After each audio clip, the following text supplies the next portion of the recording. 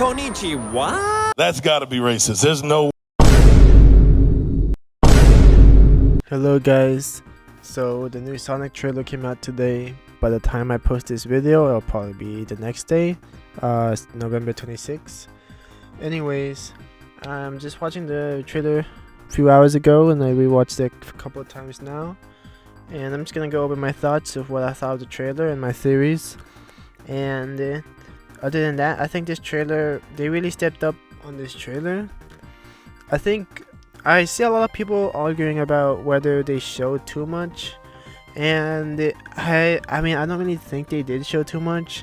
I think as an avid Sonic fan, you can kind of piece together what happens or what might happen, but I'm kind of a new fan, and if there's any Sonic fans watching out there, don't rag on me, but as a casual Sonic fan of the movies and a few of the games, I really don't know what the plot's gonna be. I can make a couple guesses, like that. I've seen people say that Shadow will eventually betray Ivo Robotnik and Joe Robotnik, and that Ivo will get a taste of his own medicine, and about how Sonic will team up with Dr. Robotnik, blah yada yada yada. You know, something I don't see people saying, and this might be a dumb crazy theory and it's most likely not true, that what if Shadow takes over Gun Corporation and there's like a little time jump, and that's when we get old fat Dr. Robotnik and then they team up. I don't think that's gonna happen. That's like a dumb theory. But the trailer starts off with them at the Child Guardian Cafe, and then we get a couple shots of Knuckles and Tails making jokes at each other. Knuckles saying he looks like Detective Pikachu. We see Shadow, and all the glimpses of Shadow look really good. Like, they put a lot of detail on his fur and his eyes, and this shot of Ivo and Gerald walking, I'm not gonna lie, it looks hard as hell. I cannot wait for Jim Carrey to outshine himself in this movie, because the fact that he's playing two people is gonna be crazy, and it's not like it hasn't been done before, right? But since it's Jim Carrey playing Dr. Robotnik and Gerald Robotnik, that's what's gonna do it for me. And I don't know what the pacing of this movie is gonna be. I wonder if I don't want this movie to take itself too quick. I would like lingering emotional moments, but since this is still a Paramount movie, so it was most likely to be a little fast paced with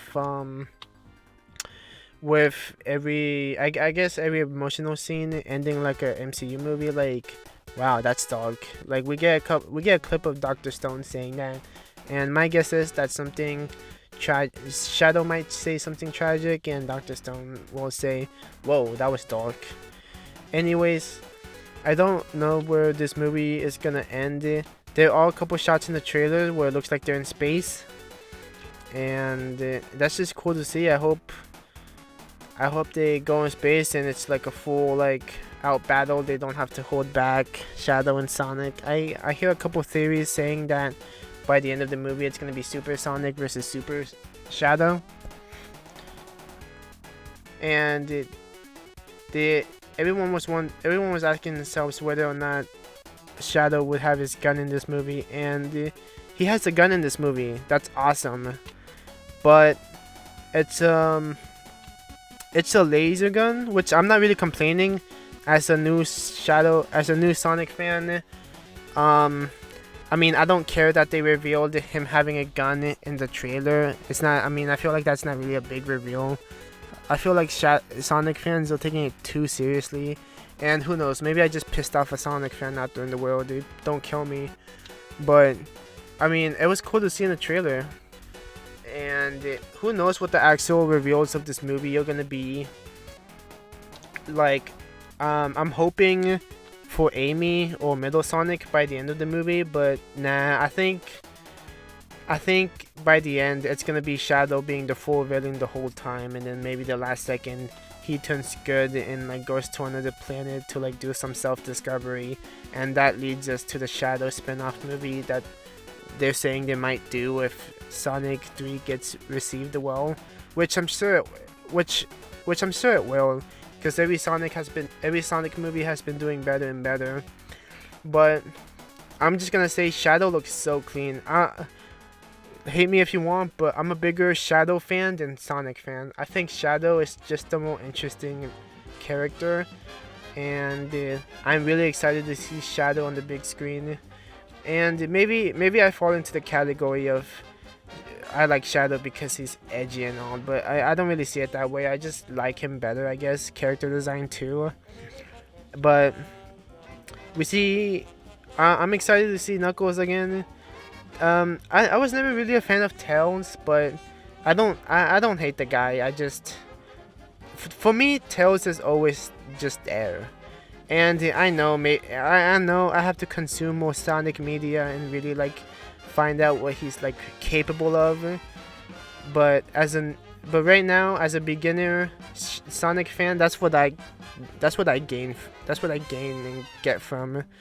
But who knows, maybe I'll watch more Sonic media, more comics and cartoons, or more video games. I think the video games are like the main canon. I'm not sure. I gotta do more research. Look at me talking about something I absolutely have no idea about. But surface level, the trailer looks really good. I'm excited to see the movie. There are a couple goofy shots in this trailer, like Shadow doing like his best Dwayne Johnson impression. I'm sorry, Tails, not Shadow, Tails doing his Black Adam impression. And then some of the humor in this movie is gonna remain in line with the past two movies, with them like pulling out like MC like references and you know, like silly kid jokes, which I never really mind.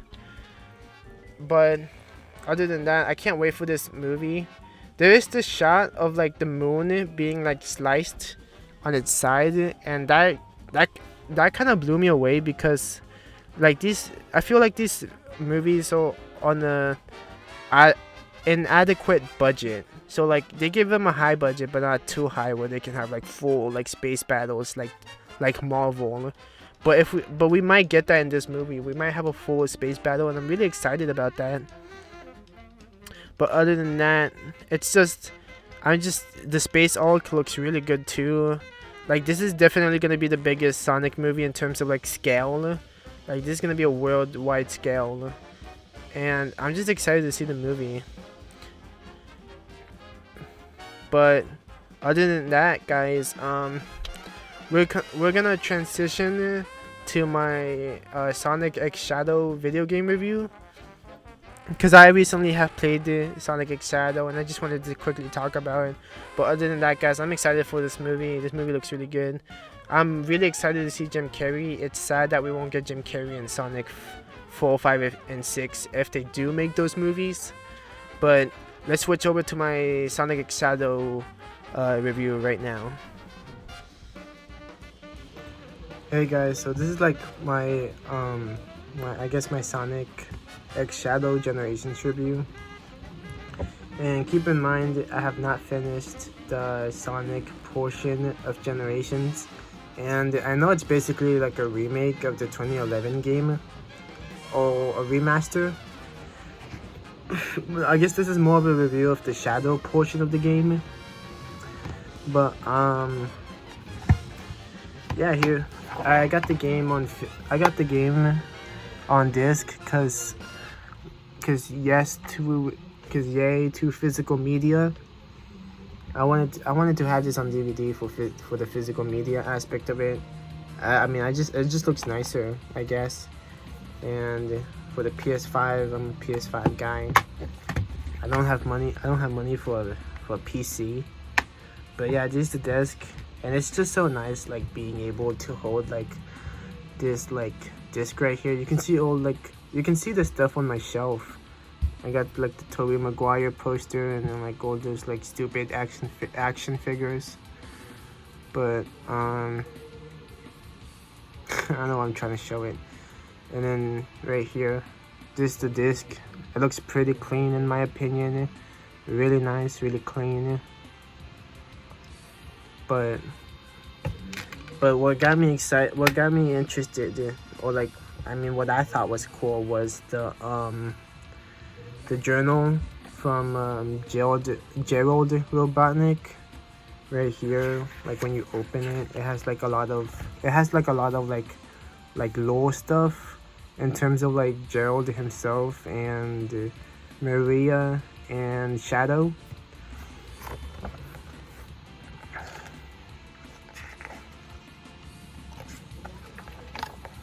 See, it has like all this like Gravity Fall looking text and stuff.